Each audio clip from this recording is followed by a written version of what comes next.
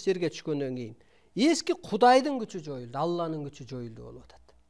Эски арбайдын күчү жоюлду, техниканын күчү жоюлду, могу кара күч жоюлду, диндин күчү жоюлду болуп атат. Ушуну эстен чыгарбаңыздар. Ошон үчүн дин менен эчтеке өнүкпөй атат. Техника менен эчтеке, медицина, техника эчтекени сактай албай атат. Бири-бирине дуа окутуп эчтеке ал өз кара башына тийип атат.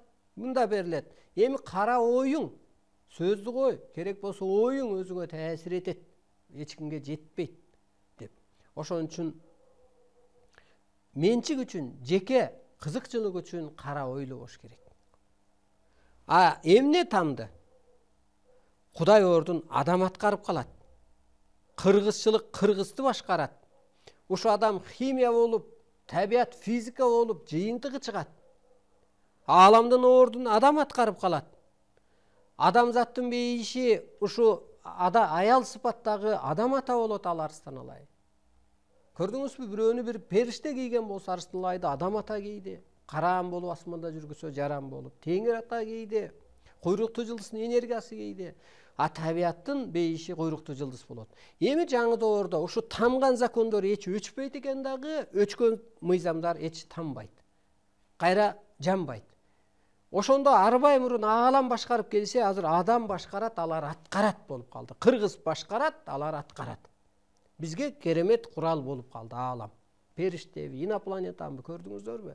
Кыргызга эмне деген Кудайдын орду кут түштү. Кудайдын орду берилди.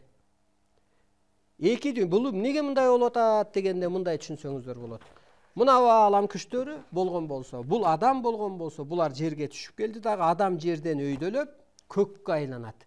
Эми мындан ары асманга эч ким тиленбейт, суранбайт, пендече жашабайт, майдаланбайт, кылык кылбайт, кылмыш кылбайт, майда сүйлөбөйт, жалган сүйлөбөйт. Кыскасы, ааламдай менталитет, идеология тутунуп, ошо ата катары, Кудайдын орду катары улуттарды тескеп, соттоп, оңдоп, ошентип кыскасы үчүнчү дүйнө башталды. Пендечилик жашоо болбойт, асманга эч ким карабайт, анткени алар жерге түштү, жан катары кийип атат. Мурун биздин жаныбыз аял эркек, таныбыз аял эркек дегенлер ойлоп аткарса, ошол жан болгон экен ичибизде. Эми ал кетти дагы, ичибизге арбай периште деген жан келди.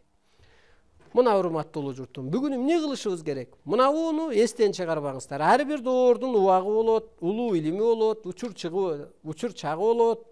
Себеби ааламда адамда тынымсыз өсүүдө, чексиз өсүүдө, элге, адамзатка эркин өсүү буйрулат, бурулуш болот, доор алмашат. Бул доордо касиет энергия күчүнө кирет. Адам ааламдык жашоого жарактуу жан дүйнөгө ээ болот. Ошондо ааламдын ролун адам аткарыш керек. Ошо ааламдык менталитетти өзүнө уюштуруш керек. Бүгүнкү темабыз ошо улуу кыргыз журту. Мына улуу